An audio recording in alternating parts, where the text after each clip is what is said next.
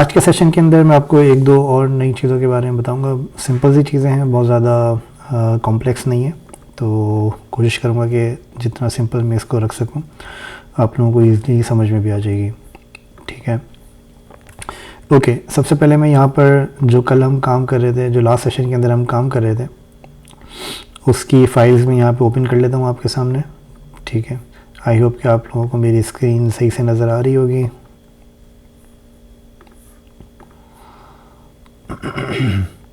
अगर मेरी आवाज़ में कोई डिस्टर्बेंस है या मेरी स्क्रीन सही से नज़र नहीं आ रही है तो प्लीज़ मुझे बता दीजिएगा।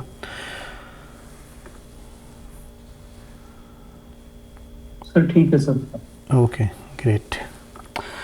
ओके, तो कल के सेशन के अंदर हमने हमने एक डॉक्यूमेंट बनाया था और इसके अंदर मैंने आपको बताया था कि आप इसके अंदर पोजीशंस किस तरीके से आप सेट करते हैं।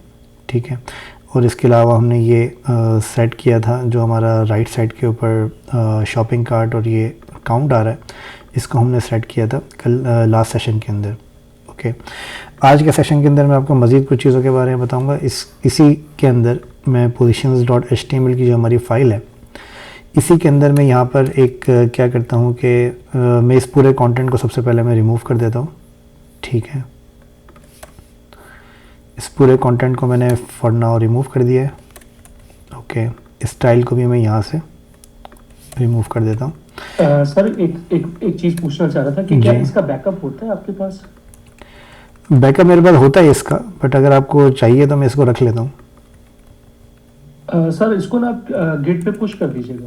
ठीक है, मैं कर देता हूँ इसको। ओके, इसका यहाँ पे मैं नाम दे देता हूँ रिलेटिव एब्सोल्यूट फिक्स्ड।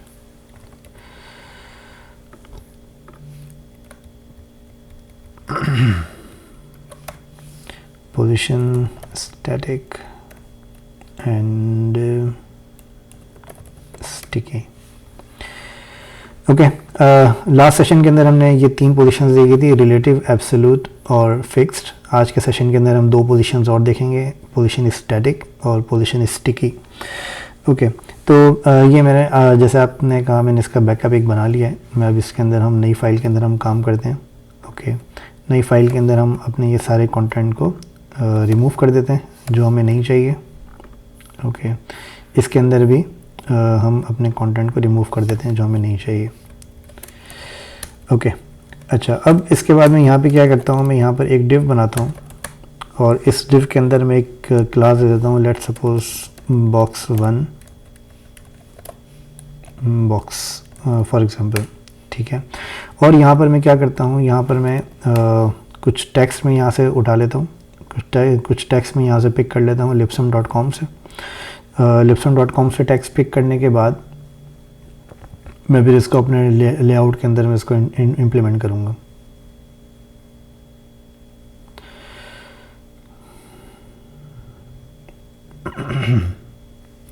ओके, अच्छा, ये टेक्स्ट मैंने यहाँ से कॉपी किया। ओके, इसके अंदर मैं यहाँ पे क्या करता हूँ, मैं यहाँ पे एक डिव बना देता हूँ या फिर मैं यहाँ पे एक डिव बना देता हूँ। इसका मैं नाम रख देता हूँ लेट सपोज हाईलाइट, और इसके अंदर भी मैं यहाँ पे लिख देता हूँ दिस इज़ हाईलाइटेड सेक्शन। ठीक है, यहाँ तक मैंने कुछ भी कोई रॉकेट साइंस मैंने यहाँ तक अप्लाई नहीं करी है, बस ये बिल्कुल ही एक सिंपल सा मैंने एक HTML स्ट्रक्चर यहाँ पे डिज़ाइन किया है और इसके अंदर मैंने एक हाईलाइट का मैंने एक यहाँ पे बॉक्स बना दिया। और इससे पहले मैं यहाँ पे क्या करता हूँ, मैं यहाँ पर भी कुछ कंटेंट में यहाँ पर भी प्लेस कर देता हूँ। ठीक है, ताकि मेरा कंटेंट एरिया जो है वो मेरा थोड़ा बड़ा हो। ओके, अब मैं यहाँ पे जाता हूँ और अपने पास यहाँ पर इसकी मैं सेम फाइल को मैं वहाँ पर ओपन कर लेता हूँ अपने पास। सेम फाइल ओपन करने के लिए मैं जाऊँगा रिवील इन फाइंडर और यहाँ पर मैं इसको ड्रॉप कर दूँगा। तो आपको यहाँ पर एक टेक्स्ट आपको नज़र आ रहा है। ठीक है, इसको मैं थोड़ा सा स्टाइल कर देता हूँ इस टेक्स्ट को, हाइट 300 पिक्सल, और इसी तरीके से मैं यहाँ पे दे देता हूँ इसको for example overflow hidden. Okay, अच्छा, ओवरफ्लो हिडन क्या होता है आपका? ओवरफ्लो हिडन का ये मतलब होता है कि जब आप इसका कोई साइज़ डिफाइन कर देते हैं इसके इस बॉक्स का, तो इस बॉक्स के साइज़ डिफाइन करने के बाद उसके जो बाहर का जो कंटेंट है, फॉर एग्जांपल अगर आप यहाँ पर देखेंगे ओवरफ्लो हिडन को मैंने कमेंट किया है और यहाँ पर मैंने बॉर्डर डिफाइन किया है 2 पिक्सल ऑरेंज, ठीक है। तो आपको यहाँ पर बॉर्डर नज़र आएगा, इसको मैं थोड़ा बढ़ा देता हूँ बॉर्डर को ताकि आपको क्लियरली नज़र आए, ठीक है। बॉर्डर आपको यहाँ पे नज़र आएगा, ये बॉर्डर आपको नज़र आ रहा है। अब आप अगर यहाँ पे देखेंगे तो आपका कंटेंट जो है वो नीचे इससे बाहर जा रहा है, ठीक है, मतलब ये वाला कंटेंट जो है वो आपका इसके बाहर जा रहा है। अच्छा, इस कंटेंट को अगर आपको हाइड करना हो, फॉर एग्जांपल आप चाह रहे हैं कि आपका ये बॉक्स है और इस बॉक्स के बाहर का जितना भी कंटेंट है वो आपका हाइड हो जाए, तो उसको हाइड करने के लिए आपके पास यहाँ पर दो तीन तरीके होते हैं। एक तरीका तो आपके पास ये होता है कि आप यहाँ पे ओवरफ्लो हिडन आप यहाँ पे अप्लाई कर दें, ठीक है। ओवरफ्लो हिडन से क्या होता है कि आपका ये कंटेंट बिल्कुल ही गायब हो जाता है, ओके। तो ये बहुत ही सिंपल सा तरीका है ओवरफ्लो हिडन अप्लाई करने का। लेकिन अब फॉर एग्जांपल आप चाहते हैं कि जो आपका रिमेनिंग कंटेंट है जो आपको नहीं नज़र आ रहा, उस रिमेनिंग कंटेंट के लिए आप चाह रहे हैं कि यहाँ पे कोई स्क्रॉल बार वगैरह ऐड हो जाए, तो उसके लिए आपके पास यहाँ पर एक ऑप्शन आता है ओवरफ्लो वाई ऑटो, ठीक है। तो जब आप इसको ऑटो करेंगे, ओवरफ्लो वाई को जब हमने ऑटो किया, तो आप यहाँ पे देखेंगे कि आपका स्क्रॉल बार आपको यहाँ पे नज़र आ रहा है, ठीक है। तो ये बहुत ही सिंपल सा है कि आपको यहाँ पे इसका स्क्रॉल बार नज़र आ रहा है और इसके अंदर अब आप अगर इसको यहाँ पर जो आपका रिमेनिंग कंटेंट है जो इसके बाहर जा रहा था वो अब आपको इसके स्क्रॉल बार के साथ आपको अब नज़र आ रहा है, ठीक है। तो ये इसके अंदर मैंने आपको दो चीज़ें बताई कि एक ओवरफ्लो हिडन और एक ओवरफ्लो वाई। अच्छा, सेम इसी तरीके से आपका ओवरफ्लो एक्स भी हो सकता है, ठीक है। ओवरफ्लो एक्स मतलब अगर आपका कोई ऐसा कंटेंट है जो यहाँ से बाहर जा रहा है आपका, तो उसके लिए आप यहाँ पे ओवरफ्लो एक्स आप अप्लाई करके उसको भी आप ऑटो कर सकते हैं। अच्छा, ऑटो का क्या मतलब होता है? ऑटो का मतलब ये होता है कि लेट सपोज कि मेरे पास जो कंटेंट है, ये कंटेंट जो मेरे पास है वो फॉर एग्जांपल आपके पास कम कंटेंट होता है फॉर एग्जांपल, ठीक है। तो अभी आपको यहाँ पर कोई भी स्क्रॉल नज़र नहीं आ रहा। जैसे आपका कंटेंट इसका बड़ा होगा तो फिर आपको यहाँ पर स्क्रॉल नज़र आना शुरू हो जाएगा। तो ऑटो से आपको ये फ़ायदा होता है, आप इसके अंदर चाहें तो आप इसको बाय डिफ़ॉल्ट आप इसको ऑटो स्क्रॉल भी कर सकते हैं, ठीक है। स्क्रॉल से क्या होगा कि अब आपके पास ये स्क्रॉल आपको यहाँ पर नज़र आएगा, ठीक है। तो अब आपका कंटेंट छोटा हो या बड़ा हो आपको ये स्क्रॉल आपको नज़र आएगा, ठीक है। तो हम इसको क्या करते हैं, हम इसको फ़िलहाल हम ऑटो पे रहने देते हैं, ठीक है। ये आपको मैक के ऊपर तो आपका स्क्रॉल फिर कुछ बेहतर लगता है, लेकिन जो विंडोज़ के पीसीज़ होते हैं उनके ऊपर आपको ये स्क्रॉल जो है वो थोड़ा अजीब सा होता है, ठीक है। तो मैं इसको यहाँ पर एक काम करता हूँ, आपको स्क्रॉल की प्रॉपर्टी के साथ मैं आपको इसका कंटेंट कम करके भी मैं आपको दिखा देता हूँ, ठीक है। तो अभी आपको यहाँ पे नज़र आ रहा है कि आपको यहाँ पर कोई स्क्रॉल आपको नज़र नहीं आ रहा है, क्योंकि ये मैक है तो मैक आप इस चीज़ को प्रॉपर्ली मेंटेन करता है कि अगर उसका कंटेंट आपका बाहर जा रहा है तभी वो आपको स्क्रॉल दिखाएगा, अदरवाइज़ नहीं दिखाएगा। लेकिन अगर आप इसको विंडोज़ पे देखेंगे तो उसके अंदर आपको मोस्ट प्रॉब्ली आपको ये स्क्रॉल आपको बाय डिफ़ॉल्ट आपको नज़र आ रहा होगा, ठीक है।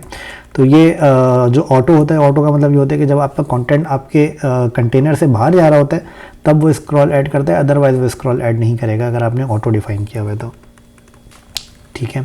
अच्छा, अब इसके अंदर यहाँ पर मैं क्या करता हूँ कि मैंने यहाँ पर अगर आप नोटिस करें तो मैंने एक डिव बनाई है हाईलाइट की, ठीक है।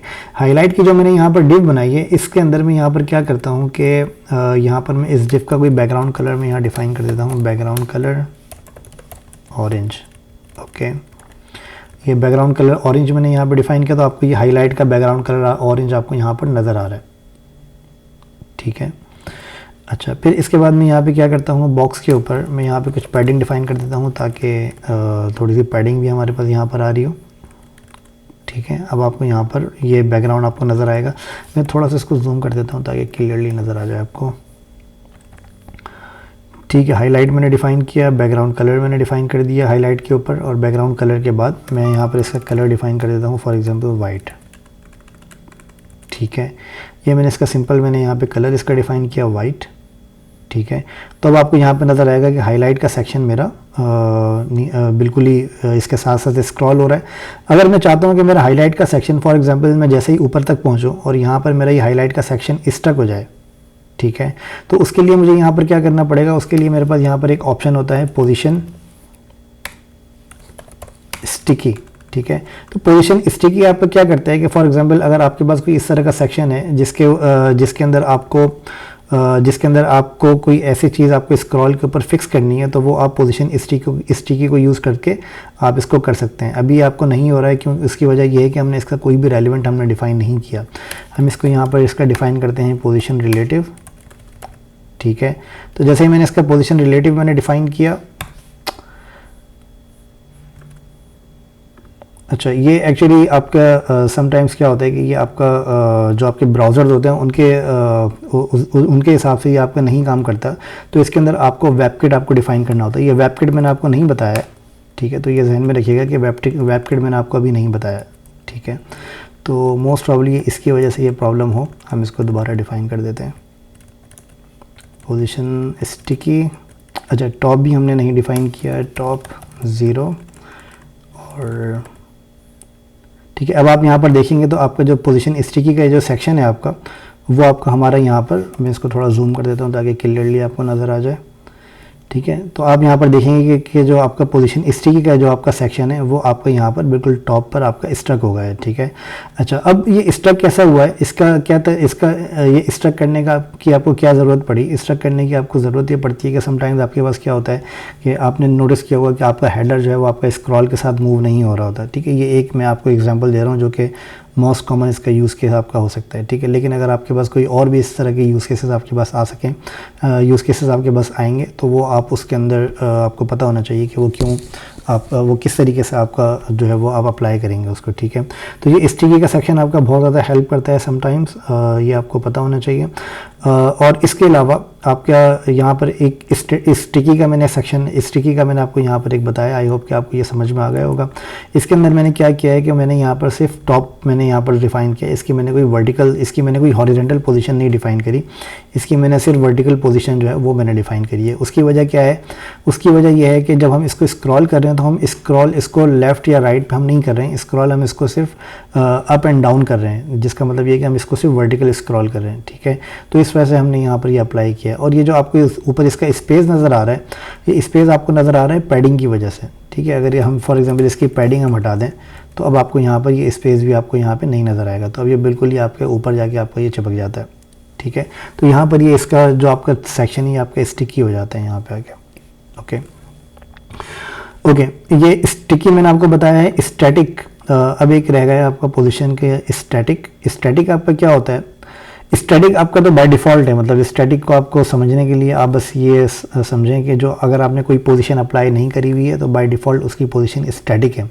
स्टैटिक का मतलब क्या होता है कि जहाँ पर भी आप अपना कंटेंट डिफ़ाइन कर रहे हैं वो उसी के हिसाब से आपका कंटेंट वहाँ पर प्लेस होता जा रहा है। तो ये सिंपल आपका स्टैटिक का मतलब ये होता है, ठीक है। लेकिन अगर आपने कोई पोजीशन कस्टमाइज़ करी हुई है, ये आपका यूज़ कब आता है कि फॉर एग्जांपल आपने कोई 2 डिव्स आपने बनाई हैं, उसके अंदर आपने सेम क्लास आपने अप्लाई करी हुई है, लेकिन आप चाह रहे हैं कि सेकंड वाली डिव के ऊपर आपको वो पोजीशन अप्लाई नहीं करना, तो आप उसकी पोजीशन जाके आप उसको स्टैटिक सेट कर सकते हैं। ताकि क्या होगा कि फिर वो आपकी जो पोजीशन है वो आपकी, अगर आपने पहले से डिफ़ाइन करी हुई है तो आप उसको ओवरराइड कर सकते हैं, ठीक है। तो इस तरीके से आप यहाँ पर स्टैटिक को आप यूज़ कर सकते हैं, लेकिन स्टैटिक इतना ज़्यादा आपके यूज़ के अंदर आता नहीं है। अगर आपको फॉर एग्जांपल पोजीशन अगर आपको डिफ़ाइन नहीं करनी, तो आप इसकी पोजीशन को डिफ़ाइन नहीं करें तो इसकी बाय डिफ़ॉल्ट पोजीशन इसकी बाय डिफ़ॉल्ट पोजीशन स्टैटिक ही रहती है, ठीक है, स्टैटिक, ठीक है। अगर मैं यहाँ पर इसको स्टैटिक कर दूँ तो आप देखेंगे कि यहाँ पे कोई भी फ़र्क नहीं पड़ेगा। जो आपका नॉर्मली जैसा आपकी पोजीशन काम बाय डिफ़ॉल्ट काम करती है, ये आपका वैसे ही काम करेगी, ठीक है। तो स्टैटिक आप डिफ़ाइन करें या नहीं करें वो सेम ही बिहेव करते हैं, क्योंकि बाय डिफ़ॉल्ट उसकी पोजीशन स्टैटिक होती है,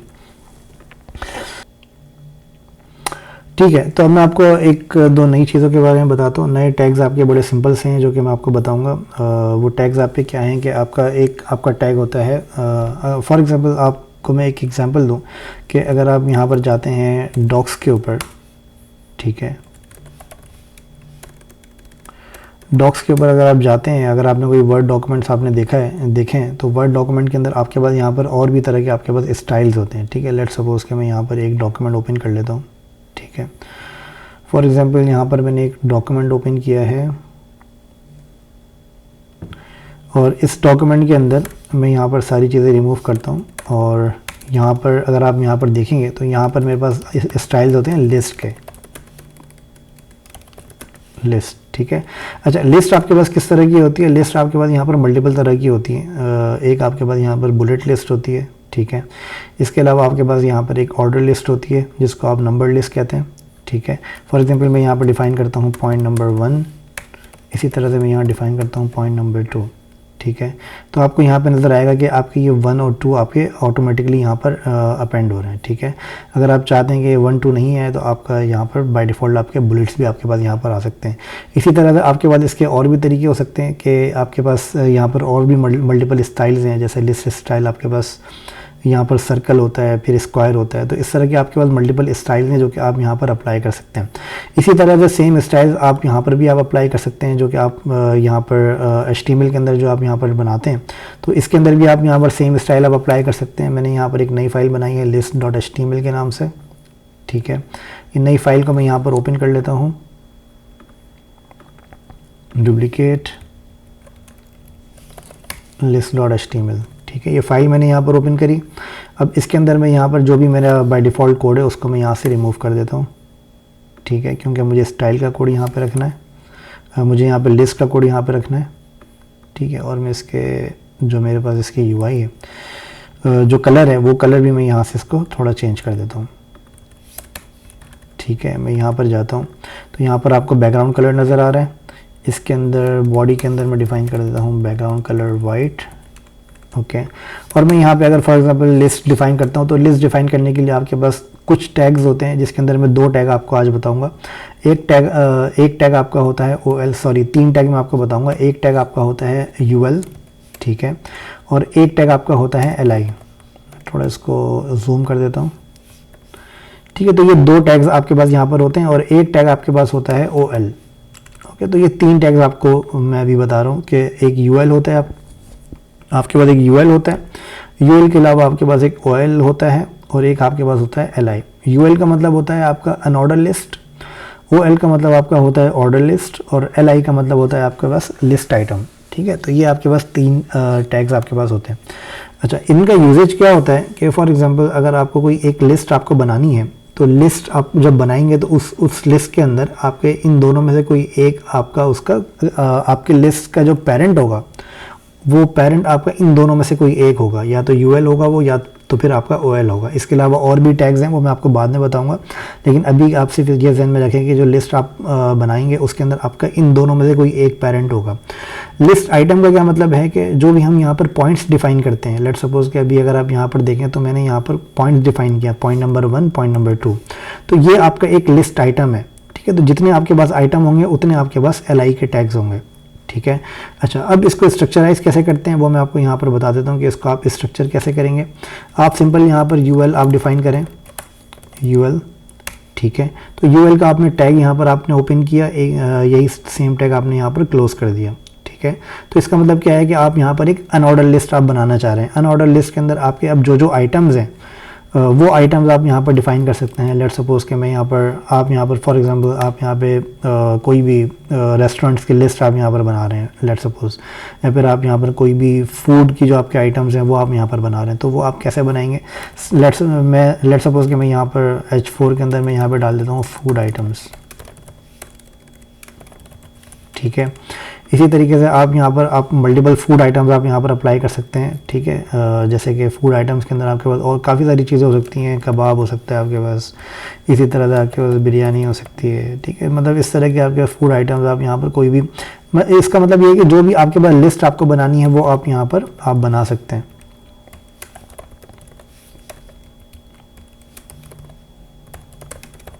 मैंने यह जस्ट मैंने एग्जांपल दिए क्योंकि मुझे भूख लग रही है तो मैंने यहाँ पे फूड आइटम्स यहाँ पर नोट डाउन कर दिए। ओके, एनीवेज, तो आपको यहाँ पे नज़र आएगा कि ये फूड आइटम्स मैंने यहाँ पर लिस्ट डाउन किए हैं। फूड आइटम्स आपके पास यहाँ पर भी लिस्ट डाउन हो गए हैं, ठीक है। मैं इसको थोड़ा जूम किया आपको दिखाने के लिए। अच्छा, तो अब यहाँ पर मैंने kebab, biryani, burger, zinger, chicken tikka, वाह, मतलब ये फूड आइटम्स मैंने यहाँ पर लगा दिए, ओके। अच्छा, अब यहाँ पर अगर आप देखेंगे तो यहाँ पर इन फूड आइटम्स का कोई भी ऑर्डर नहीं आ रहा है। इनका क्या है कि आपके यहाँ पर सिर्फ इसके बुलेट्स आ रहे हैं, बुलेट पॉइंट्स आपके बाय डिफ़ॉल्ट इसके बुलेट होते हैं, ठीक है। अगर आप इसको चेंज करना चाह रहे हैं तो इसको आप चेंज भी कर सकते हैं। इसको चेंज करने के लिए आप यहाँ पर फॉर एग्जांपल आप यहाँ पे स्टाइल डिफ़ाइन कर सकते हैं, लिस्ट स्टाइल ठीक है। लिस्ट स्टाइल के अंदर आपके पास और भी टाइप्स होती हैं एक्चुअली, ये चीज़ें मैंने आपको अभी बताई नहीं है, तो मैं अभी आपको इसकी तरफ नहीं लेके जा रहा, मैं आपको इसको सिंपल ही रख रहा हूँ। लिस्ट स्टाइल के अंदर मैं यहाँ पे डिफाइन कर देता हूँ लेट्स सपोज स्क्वायर, ठीक है। तो अब आपको ये नज़र आएगा कि ये आपके सर्कल से चेंज होकर आपके स्क्वायर में कन्वर्ट हो गए, ठीक है। तो ये आपको लिस्ट स्टाइल के अंदर मैंने यहाँ पर सिंपल इसकी टाइप्स मैंने यहाँ पे डिफाइन कर दी। आप इसको और भी इसकी काफ़ी सारी टाइप्स हैं, आप इनको चेक कर सकते हैं। इसकी डिस्क आप यहाँ पे लगा सकते हैं, ठीक है। तो डिस्क आपकी तकरीबन सिमिलर ही होती है बाय डिफ़ॉल्ट वाली, और एक यहाँ पर होती है इसकी बुलेट, ठीक है। तो इस तरीके से आप यहाँ पर जो आपकी लिस्ट स्टाइल टाइप है वो आप यहाँ पर अपने हिसाब से आप यहाँ पर डिफ़ाइन कर सकते हैं, ठीक है। लेकिन अब यहाँ पर मैं क्या करता हूँ, फ़िलहाल मैं लिस्ट स्टाइल टाइप के ऊपर मैं नहीं जाता, मैं यहाँ पर इसको थोड़ा सिंपल रखता हूँ। सिंपल मैंने यहाँ पर एक यूएल मैंने डिफ़ाइन किया। अच्छा, अब आप ये चाह रहे हैं कि यहाँ पर आपके पास अनऑर्डर लिस्ट के बजाय आपके पास यहाँ पर ऑर्डर लिस्ट आनी चाहिए, ठीक है। तो वो ऑर्डर लिस्ट आपके पास यहाँ पर कैसे आएगी? ऑर्डर लिस्ट लाने के लिए आप यहाँ पर क्या करेंगे, यूएल के बजाय आप यहाँ पर ओएल डिफ़ाइन कर देंगे, ठीक है। मैं यहाँ पर लगाता हूँ, मैं यहाँ पर डिफ़ाइन कर देता हूँ लेट्स सपोज H2 के अंदर अनऑर्डर लिस्ट, ओके। और अब यहाँ पर मैं लगाता हूँ ऑर्डर लिस्ट,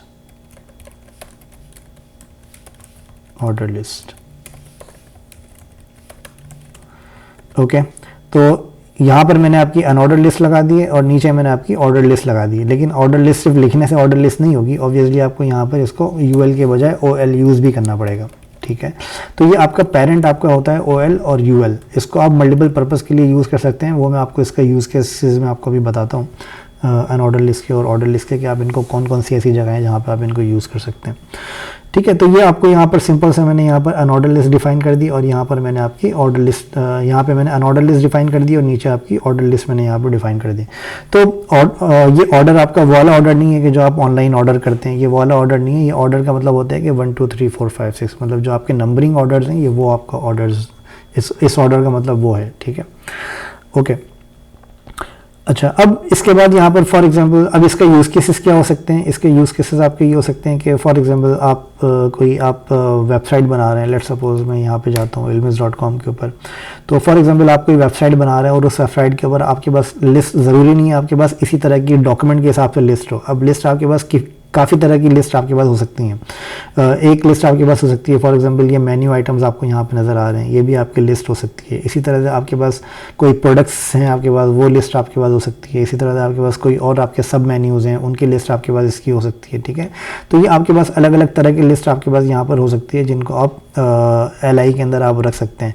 अब इसी तरह से अगर आप यहाँ पर जाएंगे तो आपके पास ये भी एक लिस्ट आ रही है, तो ये भी आपके पास एक लिस्ट है। तो ये जो लिस्ट आपके पास आ रही हैं, इनके अंदर भी आप यहाँ पर LI आप यहाँ पर भी यूज़ कर सकते हैं। तो मतलब इसके यूज़ केसेस हर उस जगह पर हो सकते हैं जहाँ पे आपको लिस्ट मेंटेन करनी है, ठीक है। लेकिन अब आपका ये सवाल आएगा कि अब यहाँ पर तो आपके बुलेट्स नहीं आ रहे हैं, तो ये बुलेट्स आपके पास कैसे नहीं आ रहे हैं, ठीक है।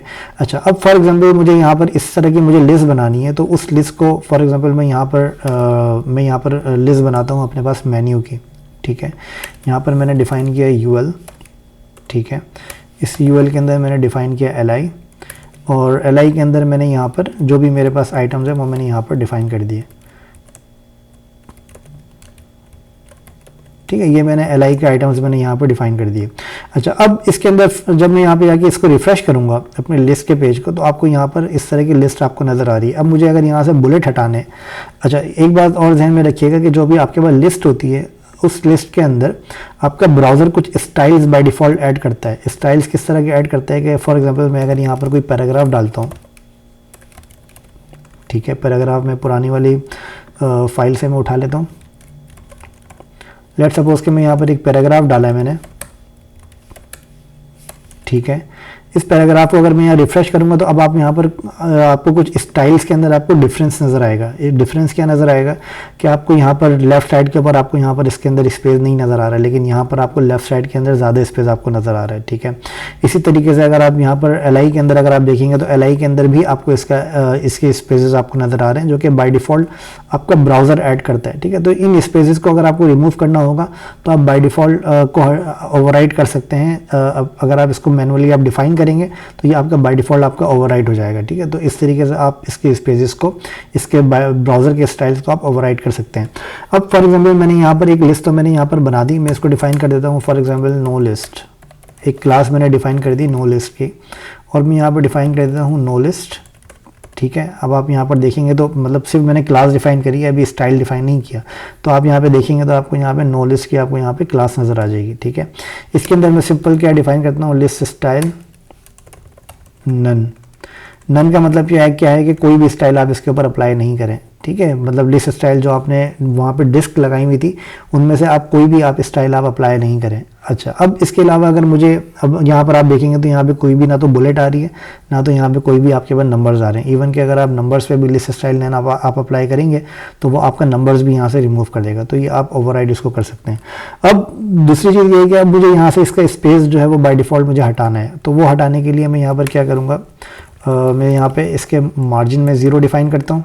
ठीक है, और इसके बाद मैं इसका पैडिंग भी मैं 0 यहाँ पे डिफाइन कर देता हूँ। तो अब जो भी ब्राउज़र ने चाहे वो मार्जिन लगाया है या पैडिंग लगाया है वो आपका यहाँ से रिमूव हो जाएगा। अगर आप यहाँ पर फॉर एग्जांपल अगर आप सिर्फ पैडिंग रिमूव करना चाह रहे हैं तो आप मार्जिन यहाँ पे नहीं लगाएं, आपकी सिर्फ पैडिंग उसकी रिमूव हो जाएगी। ठीक है, तो इस तरीके से आप यहाँ पर इसके स्पेसेस आप यहाँ पर आप अप्लाई कर सकते हैं। ठीक है, मैंने यहाँ पर मार्जिन लगाया तो पहले आपको नज़र आ रहा होगा कि यहाँ पर आपका एक टॉप मार्जिन आ रहा था। ठीक है, तो वो आपका मार्जिन यहाँ से रिमूव हो गया और पैडिंग भी आपकी रिमूव हो गई। तो इस तरीके से आप यहाँ पर अपनी आपके जो लिस्ट स्टाइल के जो आइटम्स हैं उनको आप यहाँ पे कस्टमाइज़ कर सकते हैं। इसी तरह से आपके पास LI के भी आपके पास कुछ डिफ़ॉल्ट स्टाइल्स होते हैं। अगर आप इनको भी अगर आपको डिफ़ॉल्ट स्टाइल आपको ओवरराइड करना है तो आप इनको भी डिफ़ॉल्ट स्टाइल्स को आप ओवरराइड कर सकते हैं। ठीक है, आई होप कि ये चीज़ें आपको क्लियर होंगी। अगर इसमें आप लोगों को कोई भी कन्फ्यूजन है तो प्लीज़ पूछ सकते हैं।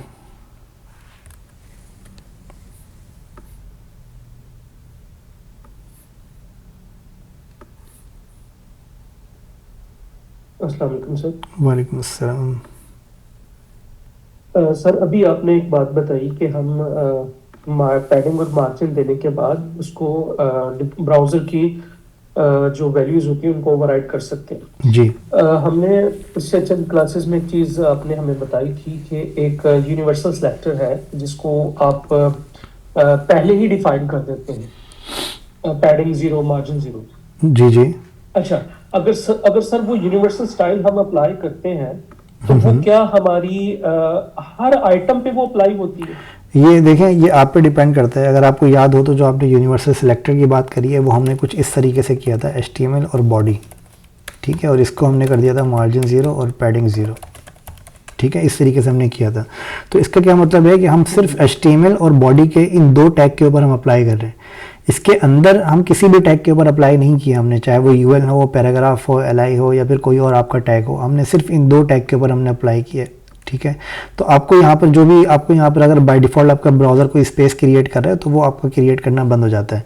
लेकिन अगर आपको सारे UL में से अगर आपको स्टाइल हटाने हैं तो आप यहाँ पर इसको UL को भी आप यहाँ पर डिफ़ाइन कर सकते हैं। या तो आप यहाँ पर डिफ़ाइन कर दें या फिर आप इसके साथ ही आप यहाँ पर कॉमा सेपरेटेड करके डिफ़ाइन कर दें।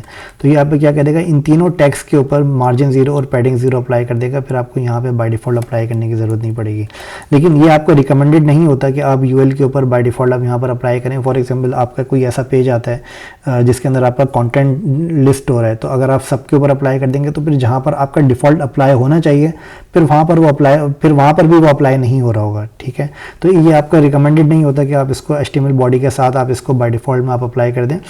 इसकी बेस्ट प्रैक्टिस ये होती है कि आप यहाँ पर मतलब एक क्लास आप बना दें नो लिस्ट, और जिसके ऊपर भी आपको अप्लाई नहीं करना वहाँ पर आप नो लिस्ट की क्लास आप वहाँ पर अप्लाई कर दें। तो ये आपके सिलेक्टेड एरियाज़ आपके होते हैं जहाँ पर आपका ये अप्लाई नहीं होगा अगर आप क्लास की अप्रोच के साथ आप जाते हैं तो। सर जैसा कि आपने बताया HTML और बॉडी के ऊपर हम ये अप्लाई करते हैं नो पैडिंग नो मार्जिन। तो सर हमारा जितना भी जो कंटेंट है वो बॉडी के अंदर आ रहा है, तो जो कुछ भी बॉडी में वो सबके ऊपर अप्लाई नहीं करेगा फिर? नहीं, क्योंकि हमने टैग के ऊपर अप्लाई किया, हमने सिलेक्टर के ऊपर अप्लाई किया। आप ये ध्यान में रखें कि आप जो भी स्टाइल आप अप्लाई करते हैं वो आप सिलेक्टर के ऊपर आप अप्लाई करते हैं। ठीक है, अब इसके अंदर आपके पास एक टैग और भी होता है। मैंने आपको बताया था कि इसके अंदर एक स्टैटिक का टैग होता है। अगर आपको सबके ऊपर अप्लाई करना है जी, जो स्टैटिक का टैग होता है इसका मतलब होता है ऑल। अगर मैं स्टैटिक के टैग के ऊपर मैं अप्लाई कर दूंगा तो फिर ऑब्वियसली ये सारे टैग के ऊपर आपकी क्लासेस आपकी अप्लाई हो जाएंगी। इवन कि जिसके ऊपर अप्लाई नहीं भी इवन कि जिसके ऊपर ब्राउज़र डिफ़ॉल्ट अप्लाई नहीं भी करता उस पर भी आपका अप्लाई हो जाएगा। तो ये आपका स्टैटिक का जो टैग है आपका, इसके थ्रू आप इसके अंदर आप सारी चीज़ों का आप अप्लाई कर सकते हैं, बट अभी हमने स्टैटिक का टैग हमने डिस्कस नहीं किया, तो मैं आपको ये बता रहा हूँ कि अगर आपको कहीं पे स्पेसिफिक प्लेस के ऊपर अगर आपको अप्लाई करना है तो आप यहाँ पे नो लिस्ट की आप क्लास बनाएं और उसके ऊपर आप अप्लाई कर दें। लेकिन अगर आपको अगर आपकी कोई ऐसी रिक्वायरमेंट है जहाँ पे आपके पास कोई लिस्ट स्टाइल के ऊपर आपको चाहिए ही नहीं कोई भी कंटेंट, तो वहाँ पर ऑब्वियसली फिर आप उसको बाय डिफ़ॉल्ट आप सबके ऊपर आप अप्लाई कर सकते हैं। सर अगर मेरा क्वेश्चन क्लियर ना हो तो मैं दोबारा पूछ सकता हूँ? पूछ लें, बिल्कुल। सर देखिए, मेरा फिर वही क्वेश्चन है, मुझे ये कॉन्सेप्ट क्लियर नहीं है। बॉडी को आपने एज अ सिलेक्टर उसके ऊपर पैडिंग मार्जिन 0 कर दिया, जी। हमारा जितना भी कंटेंट है सर वो तो बॉडी के अंदर ही आ रहा है ना? अच्छा, मैं आपको एक और एग्जांपल देता हूँ, ठीक है, अभी आपको क्लियर हो जाएगा। अब फॉर एग्जांपल मैं यहाँ पे एक डिव बनाता हूँ लोगो की, या फिर एक डिव बनाता हूँ बॉक्स 2 की, ठीक है, और यहाँ पर एक डिव बनाता हूँ बॉक्स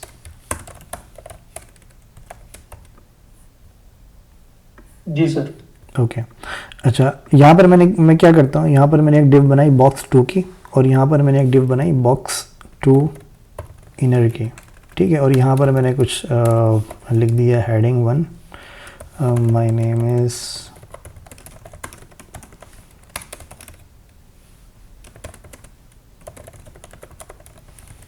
ओके। तो यहाँ पर मैंने एक छोटा सा कंटेंट मैंने यहाँ पर बनाया है और मैं यहाँ पे अप्लाई कर देता हूँ बॉक्स 2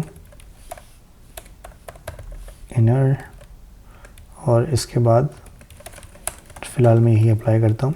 अच्छा, अब इसके ऊपर मैं क्या करूँगा, इसके ऊपर मैं अप्लाई कर देता हूँ let's suppose 300 pixel, height 300 pixel, और इसके ऊपर मैं बैकग्राउंड अप्लाई करता हूँ लेट्स सपोज ऑरेंज या येलो।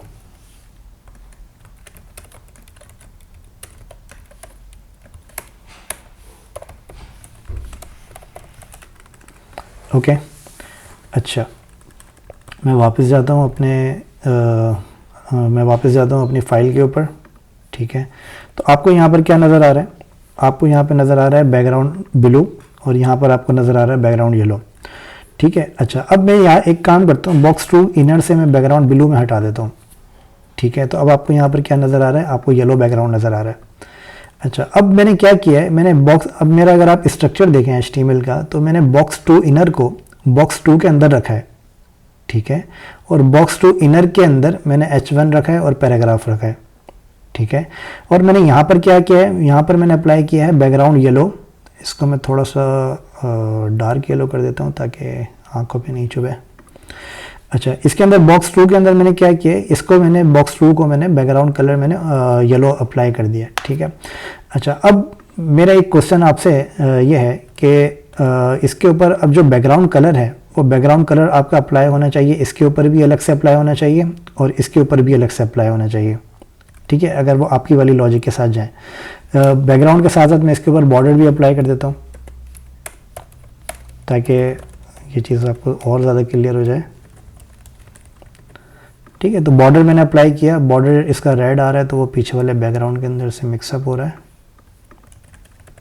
ठीक है। तो आपको यहाँ पर एक बॉर्डर नज़र आ रहा है, ठीक है, और आपको क्या नज़र आ रहा है, और आपको बैकग्राउंड कलर नज़र आ रहा है। अच्छा, अब अगर आप ये एक बात ध्यान में रखें कि जो आपने अप्लाई किया है वो आपने सिर्फ पेरेंट को सिलेक्ट करके आपने अप्लाई किया है, पेरेंट के अंदर किसी के ऊपर आपने अप्लाई नहीं किया, ठीक है। अगर मैंने यहाँ पर बॉर्डर अप्लाई किया है तो बॉर्डर आपका ना तो इसके ऊपर अप्लाई हुआ है ना तो इसके ऊपर अप्लाई हुआ है, बॉर्डर अप्लाई किसके ऊपर हुआ है, सिर्फ सिलेक्टर के ऊपर जिसको मैंने यहाँ पर CSS में सिलेक्ट किया है, ठीक है। तो उसके पेरेंट के ऊपर बाय डिफॉल्ट अप्लाई नहीं होता। अगर फॉर एग्जांपल मैं यहाँ पे लिख देता हूँ इसके साथ स्टैटिक, तो अब इसका क्या मतलब है कि अब बॉक्स 2 के अंदर जितने भी चिल्ड्रन है, बॉक्स 2 के अंदर जितने भी चिल्ड्रन है उन सब के ऊपर अप्लाई हो जाए, लेकिन बॉक्स 2 पे अप्लाई नहीं होगा, क्योंकि यहां पर मैंने क्या बताया, नहीं होगा, नहीं, क्योंकि यहां पर मैंने बताया कि बॉक्स 2 के अंदर जितने भी चिल्ड्रन है सिर्फ उन पे अप्लाई होगा। अगर मैं यहाँ पर इसको रिफ्रेश करूँ, अगर मैं इनको यहाँ पे रिफ्रेश करूँ तो आपको यहाँ पे नज़र आएगा कि बॉक्स 2 और ये मेरा बॉक्स 2 आ रहा है, एक सेकेंड, इसकी बॉक्स 2 मैंने यहाँ पे अप्लाई किया है, जी हाँ। अब अगर आप यहाँ पर देखें तो यहाँ पर बॉक्स 2 है मेरी मेरी डिव, ठीक है, बॉक्स 2 के ऊपर आपको कोई भी क्लास नज़र नहीं आ रही, लेकिन जैसे ही मैं बॉक्स 2 के अंदर जाता हूँ चिल्ड्रन के अंदर, तो आपको यहाँ पर ये क्लास आपको नज़र आ रही है बॉक्स 2 स्टैटिक। तो इसका क्या मतलब है कि जो आपका स्टाइल अप्लाई हुआ है वो आपके सिर्फ चिल्ड्रन के ऊपर अप्लाई हुआ है। अगर मुझे बॉक्स 2 पे भी अप्लाई करना है तो इसके लिए मुझे बॉक्स 2 को अलग से सिलेक्ट करना पड़ेगा इस तरीके से। तो अब ये क्या करेगा, बॉक्स 2 पे अप्लाई करेगा और बॉक्स 2 के अंदर जितने भी चिल्ड्रन है उसके ऊपर अप्लाई करेगा। तो अब आप यहाँ पर देखेंगे तो अभी आपको बॉक्स 2 पे भी नज़र आएगा, ठीक है, और अब इसके सारे चिल्ड्रन जो हैं उनके ऊपर भी आपको ये नज़र आएगा। और यहाँ पर आपको ये बता भी रहे कि इसके ऊपर जो स्टाइल अप्लाई हुआ है वो इस सिलेक्टर की मदद से हुआ है, इसकी मदद से नहीं हुआ, या क्योंकि ये आपको ग्रे नज़र आ रहा है, ठीक है, ये आपका डिफरेंस आपको नज़र आएगा यहाँ पे।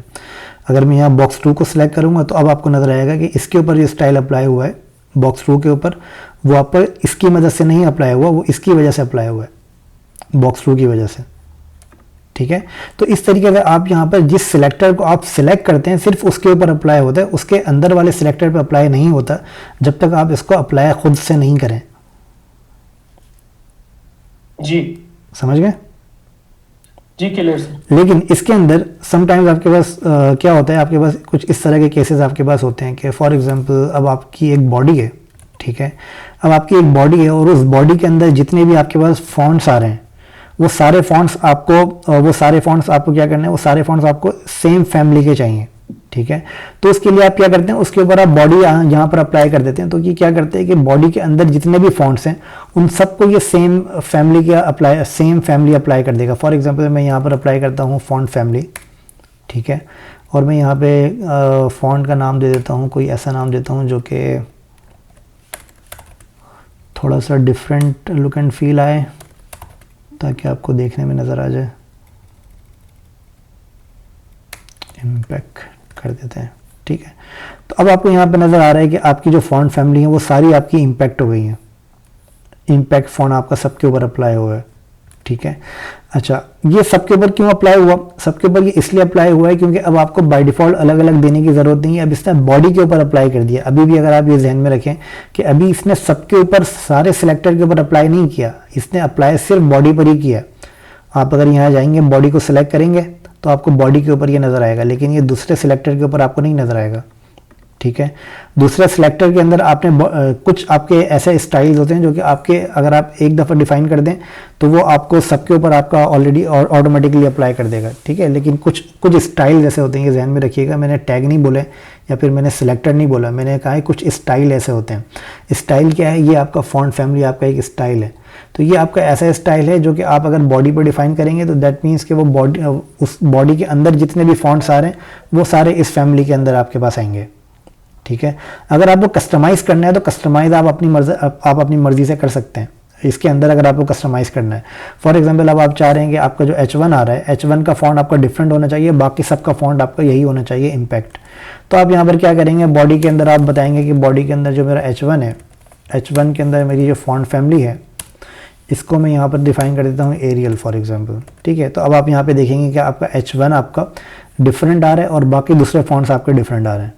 उस दूसरे फॉन्ट्स आपके बॉडी से आ रहे हैं और H1 का फॉन्ट आपका जो है वो सेपरेटली जो आपने डिफाइन किया है वहाँ से आ रहा है।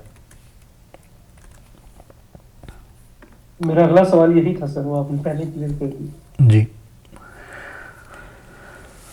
ग्रेट। तो ये आई होप कि ये समझ में आ गया होगा आपको। अगर कोई कन्फ्यूजन है तो प्लीज़ पूछ लें। जी सर क्लियर है सर, शुक्रिया। ग्रेट जी। और किसी का कोई क्वेश्चन कुछ पूछना चाह रहे हैं?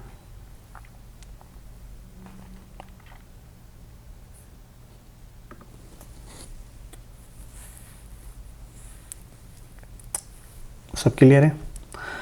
ओके तो आज का सेशन को हम यहाँ पर एंड करते हैं, फिर इंशाल्लाह नेक्स्ट सेशन में हमारी मुलाकात। वालेकुम अस्सलाम जी। सर जी बोलें। वालेकुम अस्सलाम।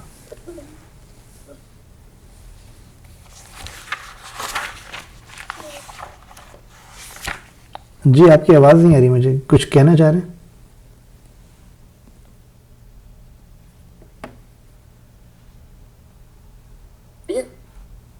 आपकी आवाज़ नहीं आ रही मुझे। सर मैं ये कहना चाह रहा हूँ कि ये जो सिलेक्टर है जी जैसे UL के अंदर LI जी जी।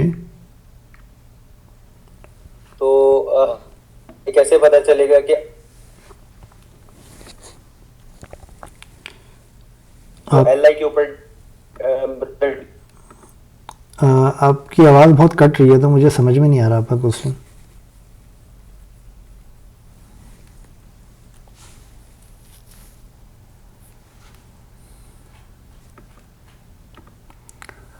हेलो। जी आपकी आवाज़ बहुत कट रही है तो मुझे समझ में नहीं आया आपका क्वेश्चन।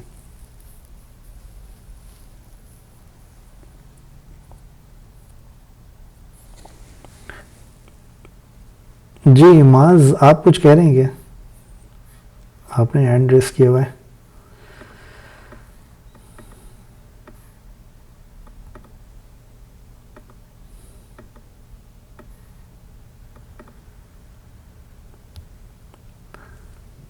हेलो। वालेकुम सलाम जी। जी ये वेब डेवलपमेंट का यूआई सिग्मा ये सारी इसमें रिपीट हो रहे हैं। जी क्या कह रहे क्या हैं? मिलेगा अदर कोर्स क्या कह रहे हैं? सॉरी। कोर्स जो आप पढ़ा रहे हैं जी जी। सर, ये यूआई और ये वेब डेवलपमेंट का कोर्स जो है रिएक्ट वगैरह एचटीएमएल जी सीएसएस वाला ये अलग अलग कोर्सेज है। सर ये अलग अलग कोर्सेज हैं। ये एक पूरा प्रोग्राम है जिसमें 3 कोर्सेज इंक्लूडेड हैं। यूआई यूएक्स है, एचटीएमएल सीएसएस है और सैस है, और इसके अलावा रिएक्ट जेएस और जावास्क्रिप्ट है। ये पूरा एक प्रोग्राम है, ये 3 कोर्सेज पे मुश्तमिल। सारा एक ही कोर्स है, जी प्रोग्राम सारा एक ही कोर्स में शामिल है। जी, आप इसको कह सकते हैं कि ये एक कोर्स है जिसके अंदर आपके मल्टीपल सब्जेक्ट्स हैं, इस तरह से कह सकते हैं। रिएक्ट का कोर्स आपने स्टार्ट किया हुआ है या ये एचटीएमएल से स्टार्ट हो गया है? रिएक्ट का कोर्स अभी स्टार्ट होगा हमारा, अभी स्टार्ट हुआ नहीं है। प्रॉब्लम जी नेक्स्ट वीक से इंशाल्लाह स्टार्ट होगा रिएक्ट का कोर्स। सही है, मैं ये पूछ रहा था। ठीक है ओके ओके। और कोई क्वेश्चन किसी का? सर कल के सेशन की रिकॉर्डिंग मिल जाएगी? जी हाँ, कल के सेशन की रिकॉर्डिंग मैंने अपलोड पे लगाई हुई है, वो अभी तक अपलोड हुई नहीं है क्योंकि मेरा इंटरनेट काफ़ी स्लो चल रहा है और क्विक टाइम की जो रिकॉर्डिंग्स हैं वो काफ़ी हैवी होती हैं। तो इंशाल्लाह जैसे अपलोड होती है मैं आपको भेज देता हूँ। अच्छा, कितने लेक्चर्स हो गए हैं आज?